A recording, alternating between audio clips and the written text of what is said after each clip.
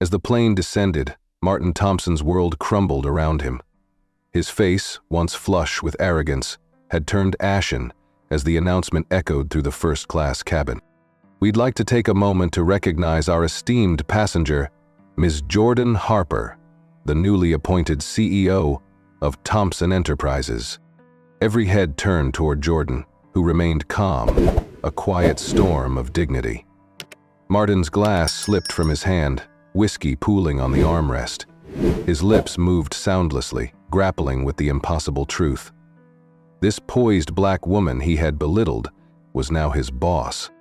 Around them, passengers who had silently witnessed his earlier behavior now shared knowing looks. The balance of power had shifted, not with a roar but with the soft strength of Jordan's composure.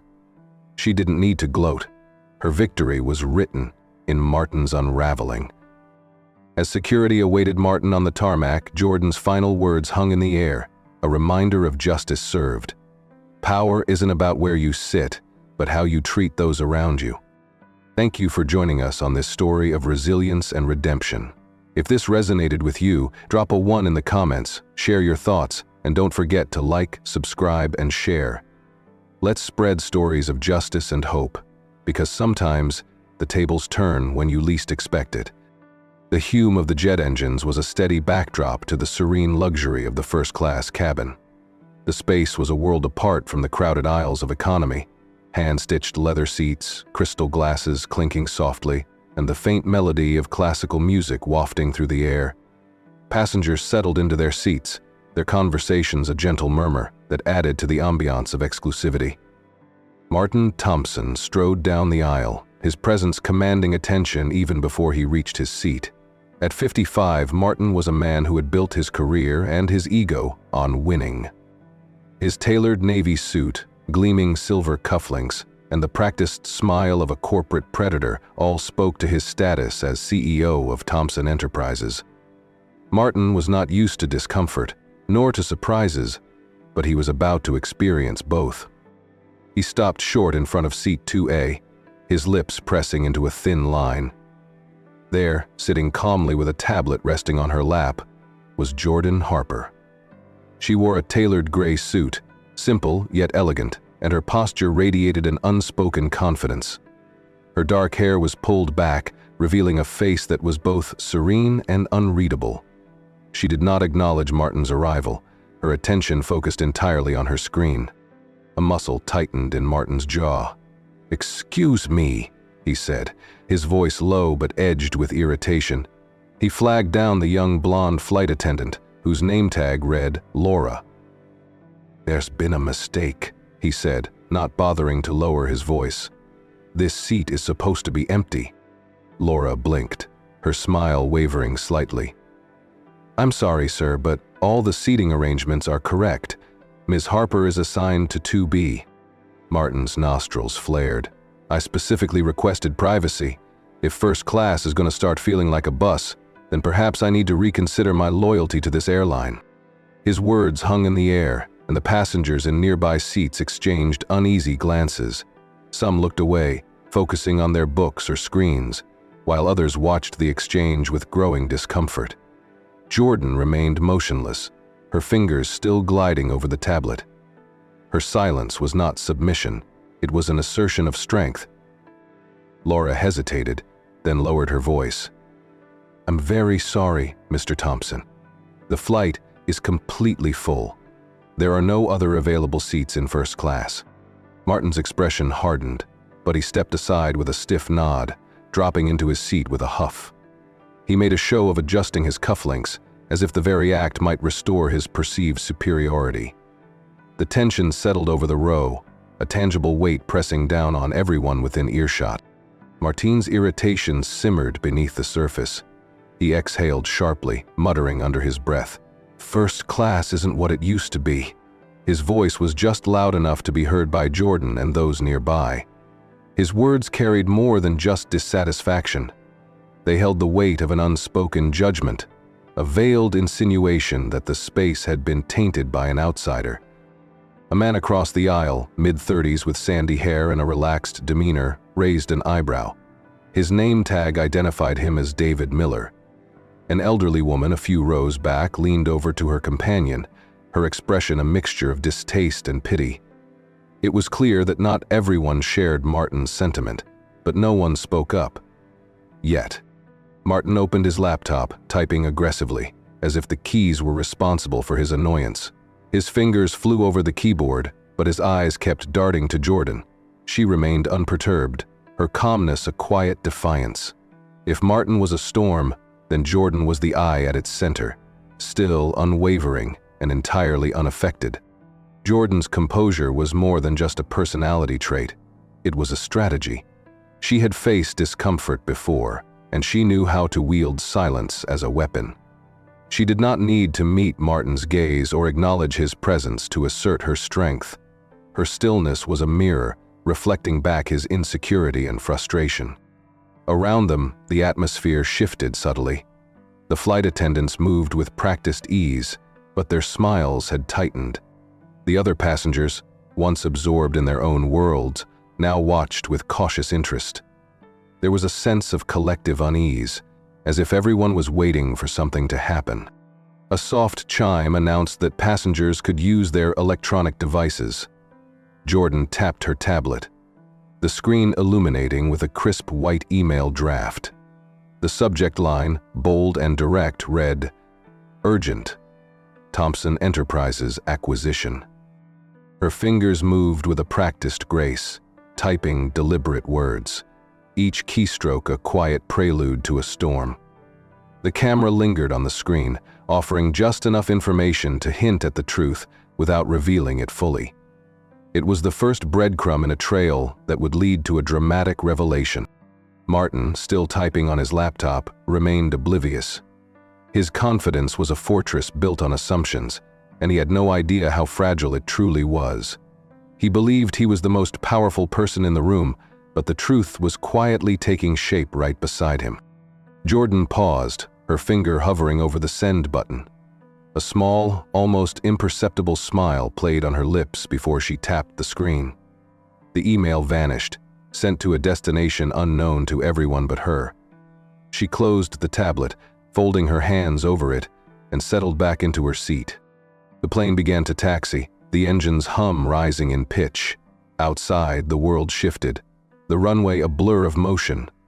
Inside, the cabin remained still, a fragile calm stretched over a bed of quiet anticipation. And so, as the flight ascended into the sky, so too did the tension, carrying everyone aboard toward a destination far beyond the geographic map. A collision course with truth and consequence.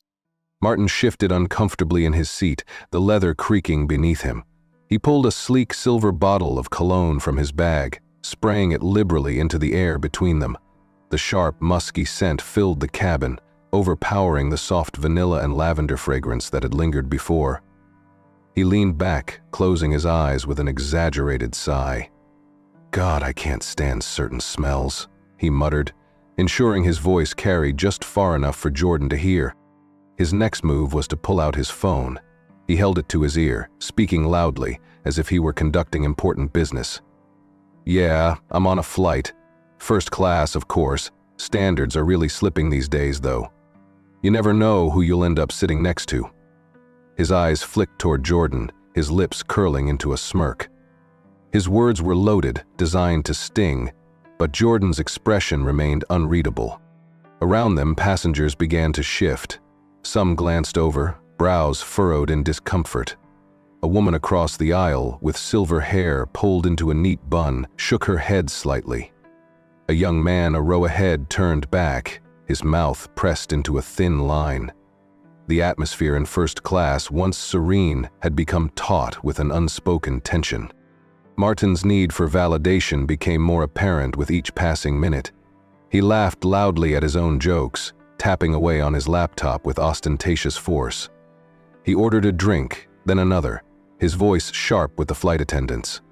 His performance was not just for Jordan, it was for everyone. A desperate bid to affirm his place, to reassure himself of his dominance in a world he believed he controlled. Through it all, Jordan remained still. She responded to Martin's provocations with an exquisite calm, her focus unwavering. She did not flinch when the cologne enveloped her or when his voice cut through the quiet cabin like a blade. Her eyes remained on her tablet, her fingers moving rhythmically, as if she were crafting something far more important than the petty scene unfolding beside her. Her restraint was not submission but strategy. Jordan understood the power of silence, of not giving her adversary the reaction he craved. Her quietness became a force in itself, turning Martin's aggression back onto him. The more he pushed, the more his desperation showed, and the more apparent it became to those around them. She offered only the smallest of responses, a measured glance, a deliberate pause before answering the flight attendant, a slight tilt of her head that conveyed both patience and resolve. These subtle cues painted a portrait of strength, a reminder that power does not always announce itself with noise. Sometimes, it sits quietly, waiting, biding its time until the moment to strike is just right. The discomfort in the cabin was palpable. David Miller, the sandy-haired man across the aisle, exchanged a knowing look with Mrs. Whitmore, the elderly woman who had been quietly observing the entire exchange. Mrs. Whitmore's lips pressed into a thin line, her eyes narrowed as Martin continued his loud, one-sided conversation on his phone. "People like him always think they're above everyone else," she muttered, not quite under her breath. Her companion nodded, offering a quiet, "It's disgraceful." David leaned slightly into the aisle, his voice just loud enough to carry. Some people can't help but make a scene when they realize the world doesn't revolve around them. His tone was casual, but the edge was unmistakable. Martin shot him a glare, but David held his gaze, unflinching. The challenge lingered in the air, and Martin, perhaps sensing that his usual intimidation tactics would not work here, turned back to his phone. His voice grew softer, his bravado dimming under the weight of the attention. Laura, the blonde flight attendant, approached with a cautious smile. She offered Jordan a fresh glass of water, her voice warm. "If you need anything, Miss Harper, please, don't hesitate to ask." Her tone was gentle, a stark contrast to the brisk professionalism she had shown earlier. It was a small gesture, but it spoke volumes. Jordan looked up, her calm eyes meeting Laura's, and nodded in quiet acknowledgement. As Laura moved back up the aisle, she hesitated by David's seat. "If there's anything I can do to make your flight more comfortable, just let me know," she said, her voice low. David's lips curled into a half smile. "You're already doing great, thanks." Mrs. Whitmore, emboldened by the shift in energy, leaned forward. "Young lady," she called to Jordan, her voice strong despite her age. "If anyone here makes you uncomfortable, you just let us know. Some of us still believe in common decency." Jordan's expression softened, a genuine gratitude passing over her features. "Thank you," she said, her voice measured yet sincere. For the first time since the plane had taken off, Martin seemed to realize he was no longer the center of attention. His posture stiffened, the confidence that had dripped from every word now evaporating into the thin, recycled air of the cabin. He glanced around, his eyes darting from face to face, but found no support. The silence that met him was not one of submission, but of quiet, collective judgment. The tide had shifted, and Martin, who had spent so much effort crafting his performance, was now simply a man drowning in his own arrogance. The plane had just reached cruising altitude when Martin leaned over, his movements slow and deliberate. His glass of whiskey, amber liquid swirling under the soft cabin lights, tilted precariously as he adjusted his laptop on the shared armrest. The spill seemed inevitable before it happened. The whiskey splashed over the rim and onto Jordan's tailored gray suit, darkening the fabric. A collective gasp rippled through the cabin. The elderly Mrs. Whitmore tisked audibly, and David Miller's brow furrowed in disbelief. Martin's face split into a mask of faux innocence, his lips curling into a thin, unsympathetic smile. "Oh, I'm so sorry," he said, not bothering to offer a napkin or assistance. "Bit of turbulence, I guess." His voice dripped with mock concern, but the glint in his eye betrayed his satisfaction. Jordan paused, setting her tablet aside with a deliberate grace. She looked down at her sleeve, then back at Martin, her expression unchanging. Her stillness became a spotlight, throwing his pettiness into stark relief. Her voice was soft, barely more than a whisper, yet it seemed to echo throughout the cabin. "Careful, Mr. Thompson. You might find yourself in over your head." Martin's smirk faltered, the color rising to his cheeks as if he had been struck. Around them, passengers shifted, their silence no longer passive but a quiet anticipation. Something was changing, the undercurrent of power shifting, and Martin was the only one who didn't realize it. Jordan calmly picked up her tablet, a soft chime signaling a new email. Her fingers moved across the screen, opening a video file. The display glowed with the sharp resolution of a recorded board meeting, the logo of Thompson Enterprises displayed in the bottom corner. The video showed a polished conference room, its long mahogany table surrounded by well-dressed executives. The voices were low but clear, discussing company matters with a seriousness that suggested high stakes. Jordan's expression remained unreadable as she adjusted the volume, ensuring only she could hear the conversation. The camera lingered on her face, a quiet enigma as the words played through her wireless earbuds. Her fingers tapped rhythmically, composing an email with the subject line, "Urgent Legal Review, Board Actions." The names of high-profile lawyers auto-kimped in the recipient line, each more prominent than the last. She wrote with precision, her sentences short and definitive, as if setting the pieces of a larger puzzle into place. Martin, still stewing over the loss of his petty victory, had no idea what was unfolding beside him. His attention remained on his drink, his thoughts on reclaiming his narrative, but the story had already slipped from his grasp. The audience, the passengers, the crew, and perhaps even fate itself, had turned its attention elsewhere, drawn to the quiet power emanating from the woman he had tried to diminish.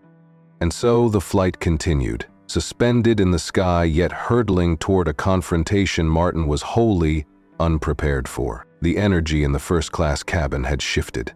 What had started as discomfort among the passengers was now a simmering anticipation. The air was thick with it, a sense that something significant was unfolding.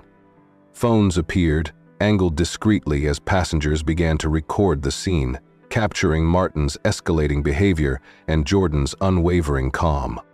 David Miller's phone sat openly in his lap, the camera angled up, recording without pretense. His expression was a mix of curiosity and quiet defiance. Mrs. Whitmore, less tech-savvy, sat with her arms crossed, her gaze unwavering. "People need to see this," she whispered to the young woman beside her, who nodded, her own phone capturing the moment. The flight attendants had gathered near the galley, their conversation low but intense. Laura, the blonde attendant who had been caught in the crossfire earlier, whispered to her colleagues, her expression a mix of concern and resolve. "We need to keep an eye on this," she murmured. "Something isn't right." Her supervisor, a man with salt and pepper hair and a no-nonsense demeanor, nodded. "I've already notified the captain. If this continues, we may need to step in officially."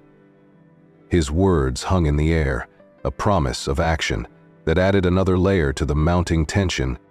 Back in her seat, Jordan's demeanor remained a stark contrast to the rising unease around her. She continued typing on her tablet, her face illuminated by the soft blue glow of the screen. The video of the board meeting played on, its sound muted but the visuals clear. Corporate executives shuffled papers, exchanged glances, and leaned into whispered conversations that needed no audio to convey their weight. Martin, meanwhile, was growing increasingly uncomfortable. He could feel the weight of the eyes on him, the subtle shift from sympathy to scrutiny. His earlier bravado had cracked, his forced smiles no longer landing on receptive faces. The power he had wielded so effortlessly when he first boarded the plane had evaporated, replaced by an unsettling vulnerability. The quiet judgment of the passengers was more powerful than any direct confrontation. They had become a jury, and without a word, they were delivering a verdict. The flight was still hours from its destination, but the atmosphere suggested a countdown, not just to the landing, but to an inevitable reckoning. A soft chime rang through the cabin, signaling an announcement.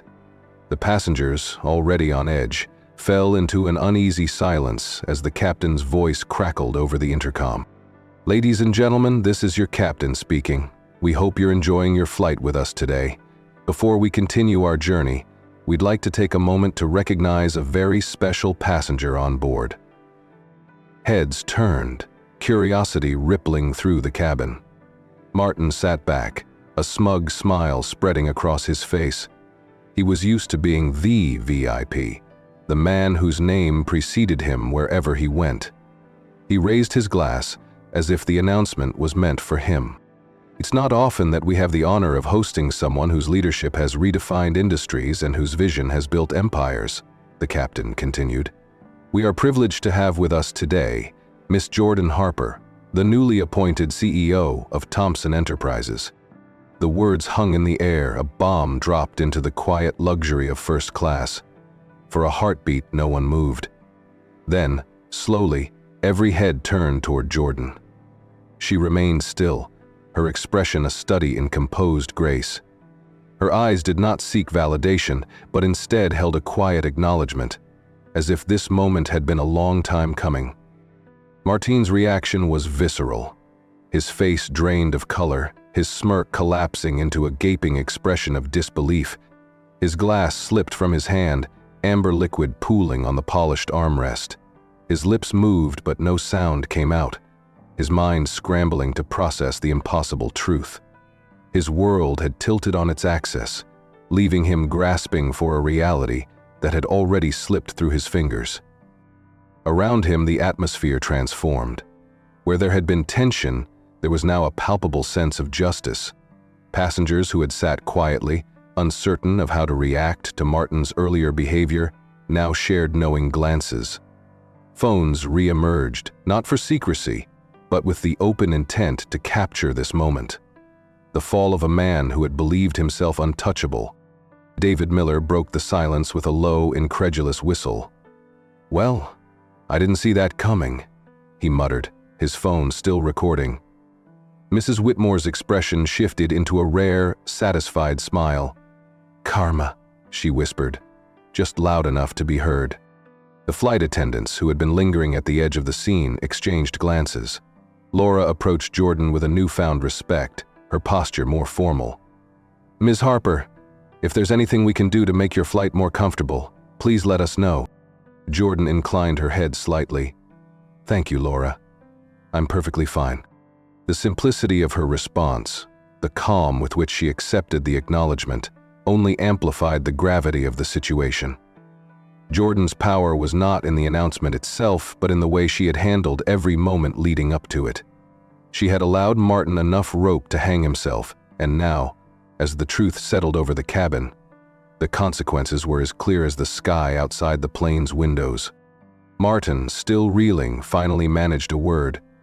"No, this isn't possible," he stammered, his voice thin and brittle. His denial was met with silence, the kind of silence that only deepens the truth, giving it room to echo and solidify. The power dynamic had not just shifted, it had flipped entirely, leaving Martin alone and exposed in the harsh light of his own making. Martin's world had just crumbled around him, but he was the last to accept it. His hands trembled, the glass of spilled whiskey now forgotten as his fingers gripped the armrests. His mind raced to catch up with reality, but every thought collided with the impossible truth. Jordan Harper was now the CEO of his company. "No," he whispered, the word a fragile denial. He sat straighter, his breath coming in shallow bursts. His expression shifted from disbelief to fear, then hardened into anger. He searched the faces around him, looking for validation, for someone who would share his outrage, but all he saw was a wall of cool, detached eyes, no sympathy, no allegiance. He was alone. Jordan remained a beacon of composure. Her expression had not shifted from the moment the announcement was made. If anything, a quiet satisfaction had settled over her features, a subtle acknowledgement of victory. She did not gloat or smirk. She simply sat, her hands resting on her tablet, a calm authority radiating from her. Her stillness only intensified Martin's unraveling. His jaw clenched, the muscles in his neck taut under the skin. "This is a mistake," he muttered, more to himself than to anyone else. He fumbled for his phone, his fingers betraying his panic as he swiped at the screen. His legal team would fix this. They had to. He would call the board, his lawyers, anyone who could correct this nightmare. But his phone screen remained stubbornly blank. No service, no power. His last tether to control snapped, and the sound of his phone clattering to the floor seemed to echo through the cabin. He looked up at Jordan, his eyes wild, his expression a mix of desperation and fury. "Is this some kind of joke?" he hissed. "You think you can just walk in and take what's mine?" Jordan's eyes met his, steady and unflinching. "What's yours?" Her voice was soft, yet it carried a quiet strength that filled the space between them. "Mr. Thompson, power isn't something you take, it's something you earn. And from where I'm sitting, it looks like you've already lost it." A ripple of agreement moved through the cabin. Passengers who had been silent now found their voices. David Miller leaned forward, his tone dripping with mock concern. "Is everything okay, Mr. Thompson? You look a little out of your depth," Mrs. Whitmore added with a pointed smile. "If you need assistance, dear, I'm sure Miss Harper could recommend a good career coach." The atmosphere shifted fully, from tension to quiet rebellion. The flight crew, who had earlier seemed uncertain, now stood a little straighter, their eyes focused on Jordan as if awaiting her direction. The balance of power had not just shifted, it had settled firmly into Jordan's hands, and everyone on board could feel it. Martin opened his mouth to retort, but nothing came. His words, his weapon of choice, had failed him. He was a man used to controlling the narrative, and now he found himself silenced, outmaneuvered, and entirely at the mercy of the woman he had spent the last few hours underestimating. Martin's hand trembled as he snatched his phone from the floor. His fingers, usually so deft and controlled, stumbled over the screen as he dialed his legal team. The call failed. He tried again, each attempt more frantic than the last, but every number he dialed ended with the same cold message. Service not available. His breathing quickened, panic welling up as he realized he was cut off. His eyes darted to Jordan, who watched him with a calm that only heightened his anxiety. She was a fortress of composure, an immovable object against the hurricane of his unraveling. "This is absurd," he muttered. "I need to speak to my lawyers. This can't be legal." His voice grew louder, drawing the attention of everyone in first class. He tapped the screen again, forcing himself to slow down, to focus, but each swipe only revealed more of the same. Locked accounts, disconnected lines, a complete shutdown of his network. Jordan leaned back slightly, crossing one leg over the other with the elegance of a queen adjusting her throne. "Your legal team?" she asked, her voice a blade wrapped in silk. "I believe they now report to me." Her words cut through his panic, stilling him with their finality. The weight of her statement settled on him like a shroud. His mouth opened and closed, a fish stranded on dry land. He knew then that this was not a misunderstanding. It was a coup, executed with the precision of a well-oiled machine. His machine. A shadow fell over them as Laura and the senior flight attendant approached. Laura's professional smile had vanished, replaced by a look of practiced neutrality. The supervisor, a tall man with salt and pepper hair, addressed Martin, with the kind of calm reserved for handling dangerous situations. "Mr. Thompson, I need to inform you that upon landing, security will escort you off the plane." His tone was measured, each word a step further into Martin's downfall. "We've been advised of your situation, and it's in everyone's best interest that you comply." Martin's disbelief gave way to rage. "You can't do this. I'm Martin Thompson. I built Thompson Enterprises. I am Thompson Enterprises."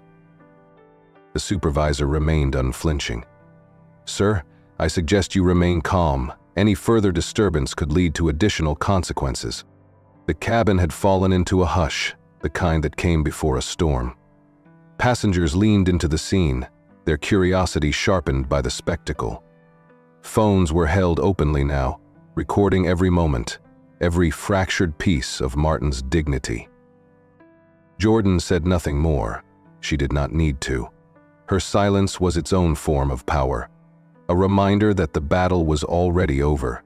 Martin was merely flailing against an inevitable end. His empire had not just crumbled, it had been taken, stone by stone, until all that remained was the man himself, stripped of the title, the influence, the armor he had worn for so long. And as the plane hummed steadily through the sky, the reality of his situation closed in, suffocating him. He was not just being escorted off the plane, he was being removed from his own life, exiled from the kingdom he had once ruled with an iron fist. Jordan tapped her tablet and a crisp video filled the screen. She turned the device slightly, ensuring that Martin and the surrounding passengers could see. The muted tones of a corporate boardroom played out on the display, a polished mahogany table surrounded by familiar faces. Martin's former allies, the same executives who had once hung on his every word, now sat in whispered conversation. The video was a recording of a recent board meeting, one Martin had been pointedly excluded from. His right-hand man, a silver-hailed executive named Charles Green, spoke first. "We all know this acquisition is the best move for Thompson Enterprises. Martin's leadership has become a liability. His behavior, both in and out of the office, is dragging us down." Another executive, Lydia Marks, nodded in agreement. "The shareholders are restless. They've seen the videos, heard the stories. We can't keep protecting him." The scene shifted, showing documents being passed around, signatures scrawled in ink. "Harper Industries is offering us stability," Charles continued. "And frankly, Jordan Harper's reputation for fairness and vision is exactly what we need to turn this company around." Martin watched, his face slack with horror. These were his people, the ones he had groomed, controlled, trusted. His betrayal wasn't the result of an external coup, but an internal revolt. His empire hadn't been stolen, it had been handed over by those he had long taken for granted. The video faded to black, and Jordan closed the tablet.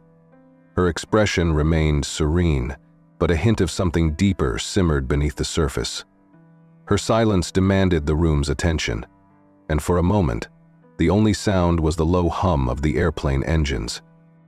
The calm shattered as Martin's past bled into the present. Flashbacks flickered through his mind, scenes of his own making. He remembered the meetings where he dismissed minority employees with thinly veiled contempt, the deals where he leveraged power to silence those who challenged him. The moments he had brushed off as insignificant were now painted with a stark new light. Jordan's voice cut through his reverie. "For years, I watched as you undermined capable people simply because they didn't fit your mold. I saw you take credit for work that wasn't yours, destroy careers with a word, and dismiss anyone who didn't look or think like you." Her calm had sharpened into something else, something akin to justice. "You may not remember me, Mr. Thompson, but I remember you. I was one of those people, the invisible ones you pushed aside. And now, here we are." Her story became clear, a tapestry woven with threads of resilience and quiet strength.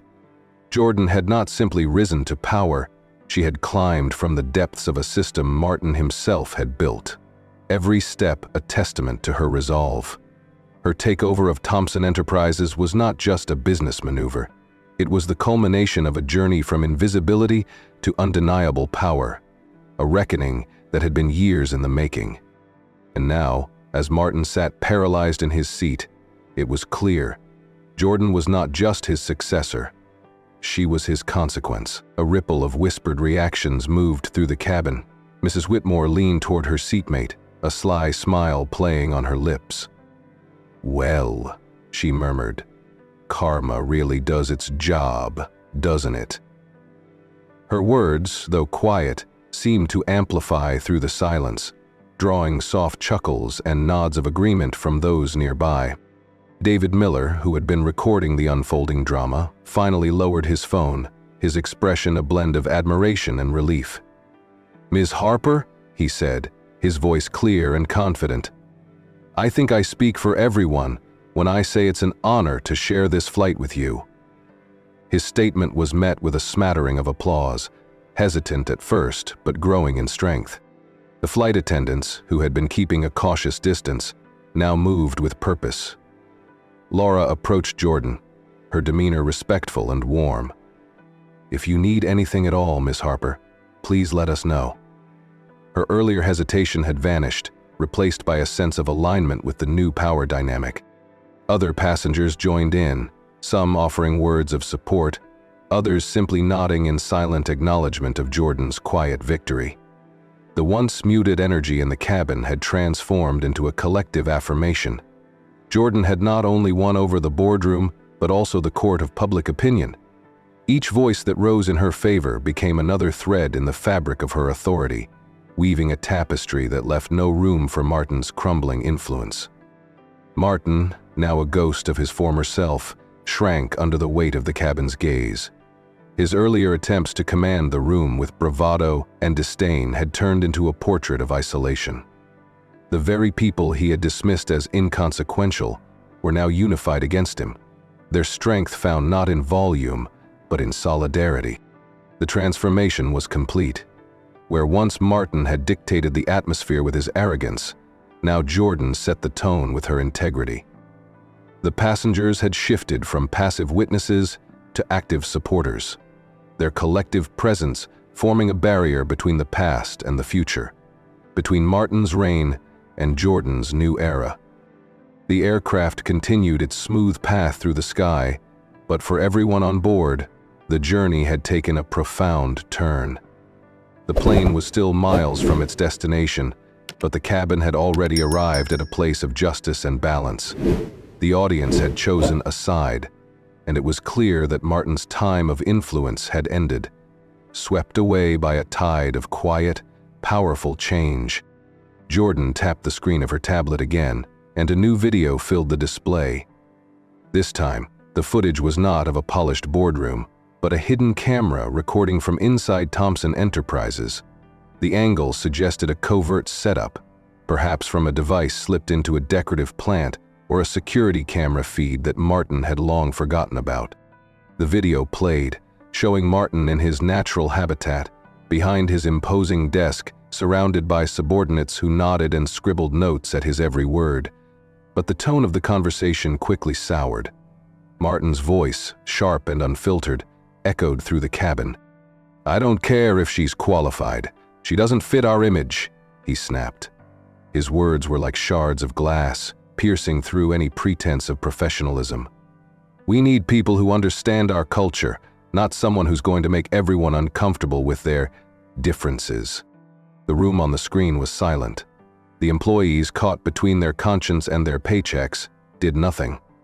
Martin continued, his voice dripping with condescension as he belittled a proposal, dismissing it simply because it came from a minority employee.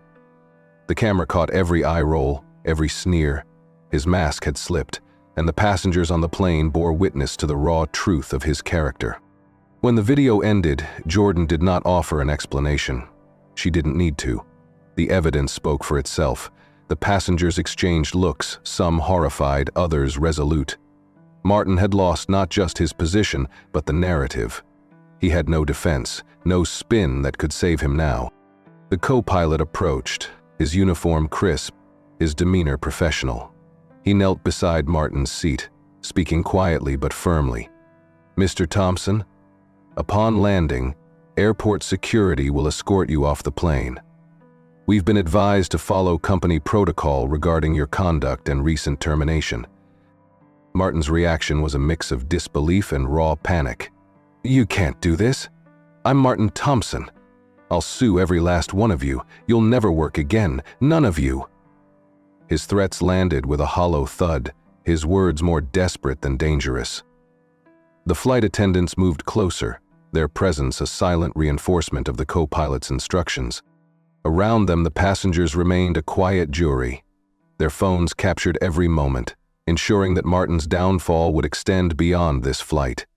His reputation, once a fortress, had become a crumbling ruin, exposed and irreparable.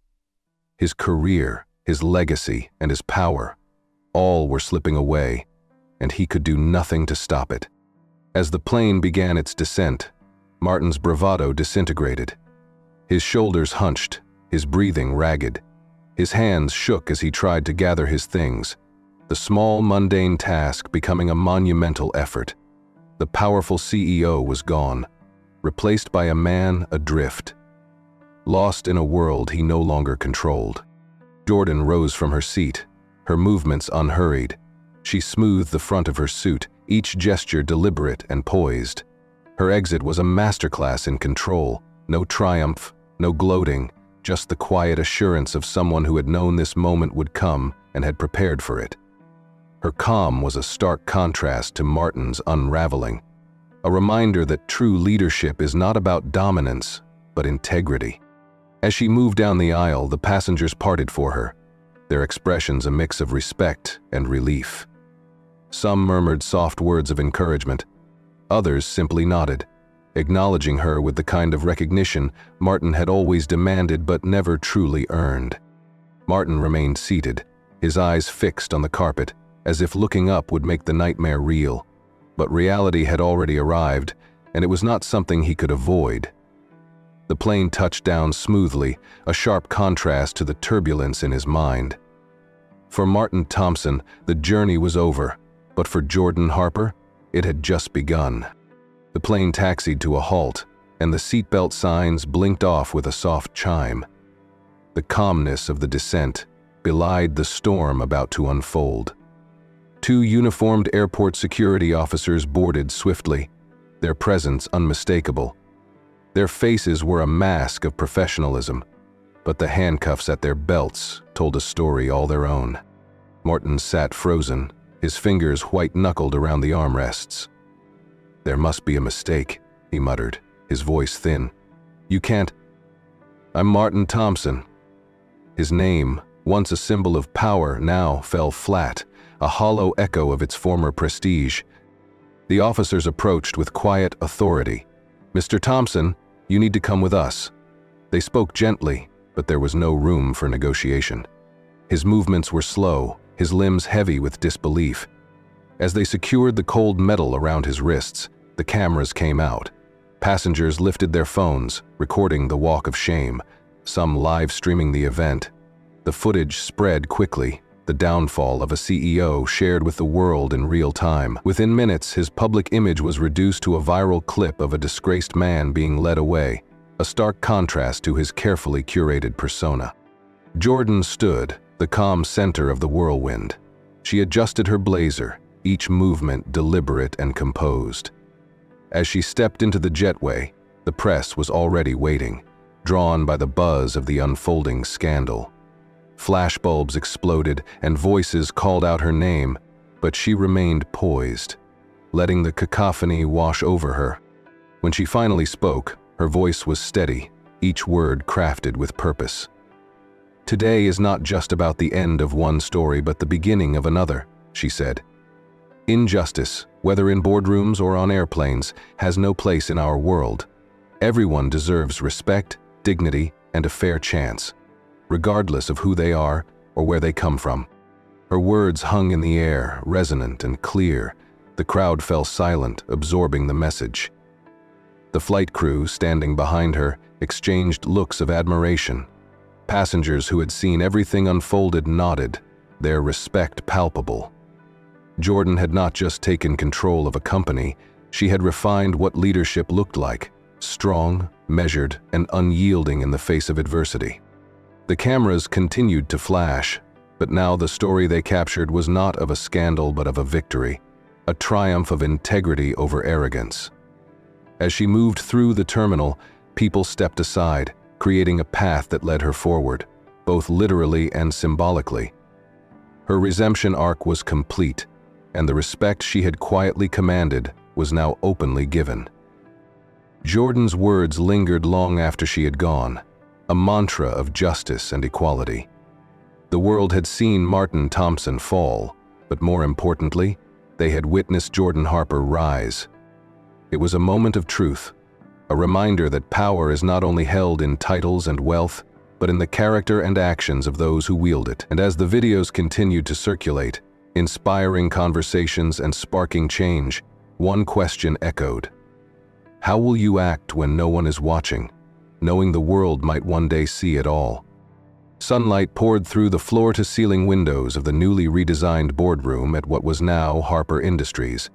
The once cold, sterile environment of Thompson Enterprises had transformed into a space filled with light and life. The boardroom table, once a symbol of exclusion, was now surrounded by a diverse leadership team. Different voices, ages, and backgrounds contributed to the conversation, each perspective valued, each idea given space to grow. Jordan sat at the head of the table, not as a figurehead, but as a leader who listened.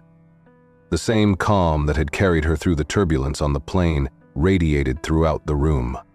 Her quiet strength had become a cornerstone of the company's new culture, one where respect and collaboration replaced intimidation and fear.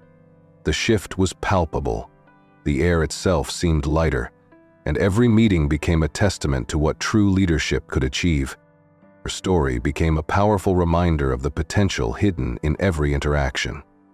What would you do if the person you underestimated held the power to change your world? Her voice echoed in a recent interview. Think before you judge, because the tables can turn when you least expect it. Her words struck a chord, spreading through social media and into corporate training seminars as a lesson in humility and respect. Her message wasn't just for boardrooms. It resonated with anyone who had ever felt dismissed or overlooked. It became a call to action, challenging people to look beyond the surface and recognize the value in those around them. It was a reminder that power dynamics could shift in an instant, and that every person deserved to be treated with dignity, no matter where they sat. Meanwhile, far removed from his former empire, Martin Thompson sat by a fogged window in economy class. His once pristine suit was rumpled, his posture slumped. The hum of the plane engines provided no comfort, and the cramped seat felt like a world away from the first-class throne he once commanded. His eyes stared into the distance, lost in a void where his power and prestige used to be. The contrast between his past arrogance and his present humility was stark. The passengers around him remained unaware of who he once was, treating him with the indifference he had often shown others. His journey continued, not in luxury but in quiet obscurity, a stark reminder of how far he had fallen. The story left a lingering question. In a world where every action can echo back, how would you choose to treat those around you? The answer, as Jordan Harper had proven, could mean the difference between building a legacy of respect or finding oneself adrift, staring into the void of what might have been. Every story has the power to inspire change. Have you ever faced a situation where you stood up against injustice or witnessed someone turning the tables on discrimination? Your voice matters. Share your experience in the comments below. Your story could be the spark that encourages someone else to find their strength. If this story resonated with you, don't forget to like, share, and subscribe for more powerful narratives of courage and transformation. Every like and share amplifies the message that dignity and respect are not negotiable. They are fundamental rights. Together, we can build a community that values fairness, celebrates diversity, and promotes equality. Let's continue to shine a light on stories that challenge prejudice and uplift voices that need to be heard. Your engagement makes a difference. Let's keep the conversation going and create a world where everyone is treated with the respect they deserve.